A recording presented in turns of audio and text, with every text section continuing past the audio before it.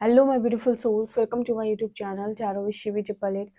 Dear, कैसे हैं आप सभी लोग? आई होप आप सभी लोग बहुत अच्छे हैं, बहुत अच्छे से अपना नया वर्क कर रहे हैं। चैनल पर आए तो रिक्वेस्ट करूंगी सब्सक्राइब करें इस चैनल को। वीडियो पसंद आता है तो like this video. Let's start your reading. देखते हैं आपके पार्टनर की करंट एनर्जी क्या। पर्सनल रीडिंग के लिए व्हाट्सएप कर सकते हैं। देखते हैं हम।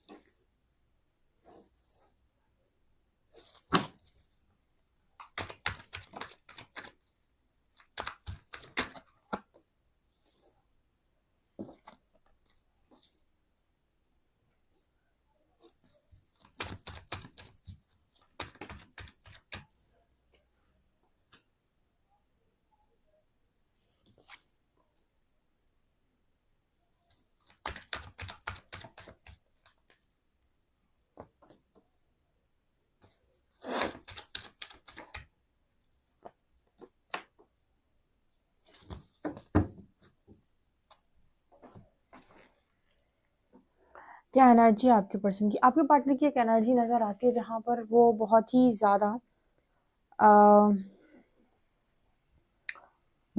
ऐसा फील कर रहे हैं कि प्रोटेक्टेड नहीं है। कोई प्रोटेक्शन नहीं है इस पर्सन के ऊपर। कौन है जो इन्हें बचाएगा?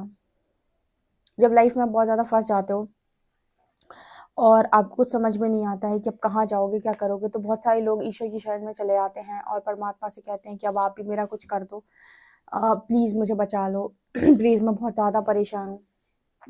क्या हो, जब आप ईश्वर की तरफ जाते तो हो, लेकिन आपको ईश्वर पे भी पूरा विश्वास नहीं, क्योंकि ईश्वर सामने दिखाई नहीं दे रहा। ठीक है। उस केस में क्या हो, जब आपको प्रोटेक्शन एकदम से फील ही नहीं होता है, क्योंकि आप भगवान को मानते हो। आपने जाना है कि भगवान होते हैं, लेकिन आपको 100% बिलीव नहीं आ रहा, 100% भरोसा नहीं आ रहा, फिर भी आपको बहुत ज्यादा चिंताएं हैं, बहुत ज्यादा तकलीफ है, और आप अंदर से सोच रहे सब कुछ खत्म हो गया। जब अपनी लाइफ में लोग ये बोलते हैं कि सब कुछ खत्म हो गया, कहीं ना कहीं वो ये कह रहा है कि ईश्वर है ही नहीं। वो जब ये कहता है कि सब कुछ खत्म हो गया, तो उसे ऐसा लगता है कि अब बस यहीं तक मेरी जिंदगी थी और अब ईश्वर है ही नहीं आगे। बहुत सारे लोग जो अपने आप को खत्म कर लेते हैं, वो भी यही सोचकर खत्म कर लेते हैं कि सब कुछ खत्म हो गया। उन्हें ये नहीं पता कि यहाँ के बाद कहाँ जाओगे। ठीक है। अगर आप यहाँ से निकल जाते हो और अपने आप को खत्म कर लेते हो, तब आपको और ज्यादा यातना है। ठीक है। बॉडी में आपको इतनी यातनाएं नहीं है जितना एक सोल को यातनाएं मिलने लगती हैं, और जाने कहाँ कहाँ भटकना पड़ता है। लेकिन इंसान को इस चीज की नॉलेज नहीं होती है, और उसे लगता है कि अगर मैं खत्म हो जाऊंगा ना तो सब कुछ ठीक हो जाएगा। नहीं होता है ऐसा, बिल्कुल नहीं होता। ठीक है।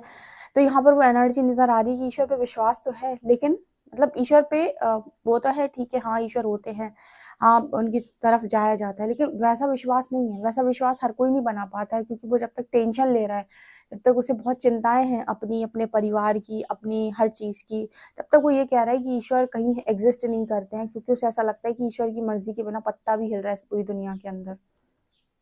ठीक है। तो यहाँ पर वो एनर्जी निकल के आ रही है। माँ काली जो है इस पर्सन को लगातार ये समझाने की कोशिश कर रही है कि वो डिवाइन फेमिनिन है। डिवाइन फेमिनिन का मतलब यहाँ पर माँ आदि पराशक्ति से है। तो देखो, आप सभी लोग माँ का ही अंश हो। माँ माँ का ही अंश हो। हम कहते हैं डिवाइन फादर महादेव को और डिवाइन मदर माँ काली को।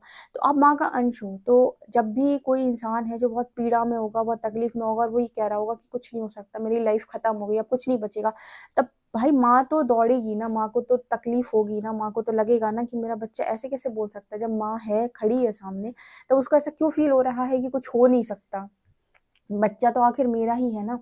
तो माँ हमेशा ही, मतलब कितनी भी एक तरीके से आप कितने भी गलत इंसान क्यों ना, यहाँ तक कि असुर ही क्यों नहीं थे, अगर वो माँ को उस तरीके से चाहते तो वो माँ ही है फिर। ठीक है। लेकिन अब कोई अति कर दे तो वो बात फिर अलग है कि थप्पड़ तो पड़ते ही, फिर वो माँ से ही भी पड़ जाते हैं, यानी कि माँ भी मारती है बच्चों को। ठीक है, लेकिन ये मतलब नहीं होता है कि चिंता नहीं है। तो जब आपके पार्टनर इस तरह की एनर्जी में जा रहे हैं ना, तो माँ इनको बहुत अच्छे से समझाने की कोशिश कर रही हैं कि मैं हूँ, मैं तुम्हारे साथ हूँ। अपनी प्रेजेंस फील कराने की कोशिश कर रही हैं। उनकी तरफ कोई ना कोई ऐसी चीज़ें ज़रूर आ रही होंगी जो उन्हें ऐसा फील करा रही है कि कोई है जो उन्हें प्रोटेक्ट कर रहा है, कोई है जो उनका ध्यान रखने की कोशिश कर रहा है, कोई है जो उन्हें समझने की कोशिश कर रहा है, प्रकृति उनका साथ दे रही है।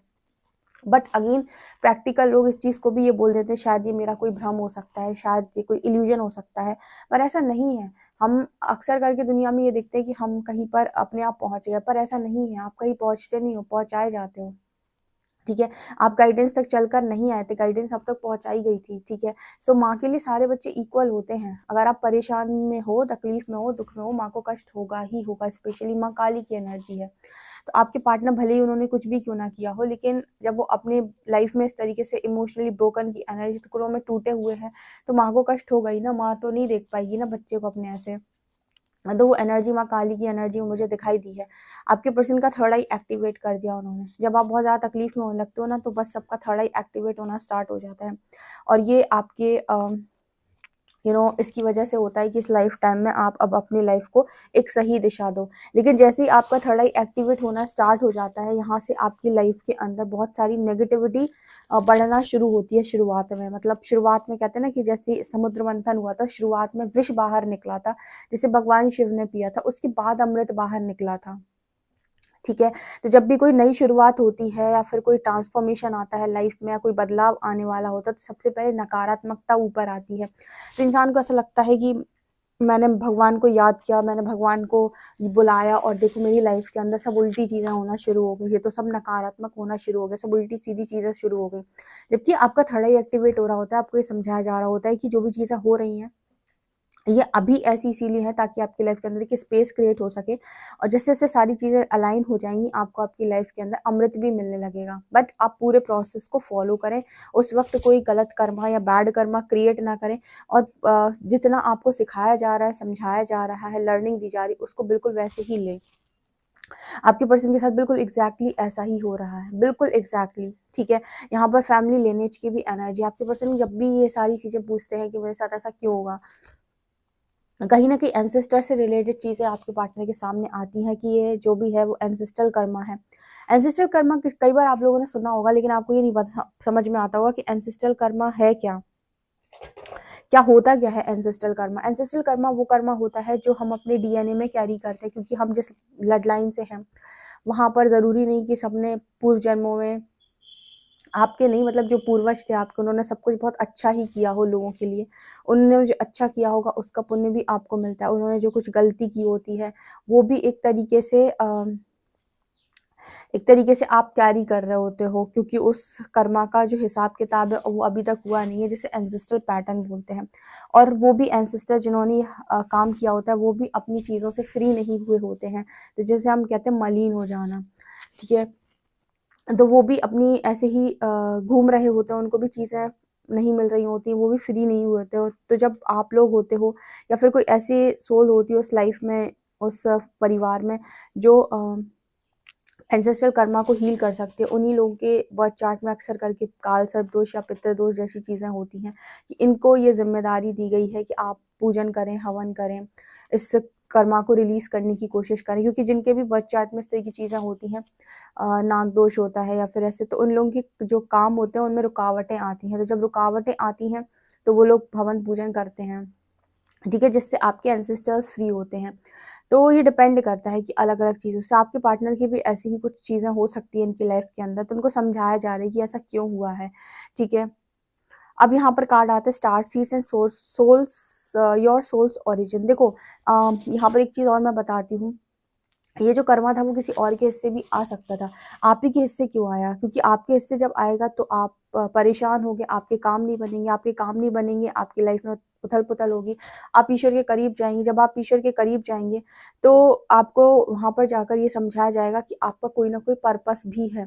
तो जानबूझ के जिनका पर्पस होता है, या फिर जिनको लाइफ के अंदर कुछ ना कुछ क्रिएट करना होता है, या फिर किसी काम, किसी मकसद से वो लोग आए होते हैं, उनकी लाइफ में ही इस तरीके के दोषों को दिया जाता है। उन्हीं की बर्थ चार्ट में इस तरीके के दोष सबसे ज़्यादा लगे हुए होते हैं। ठीक है?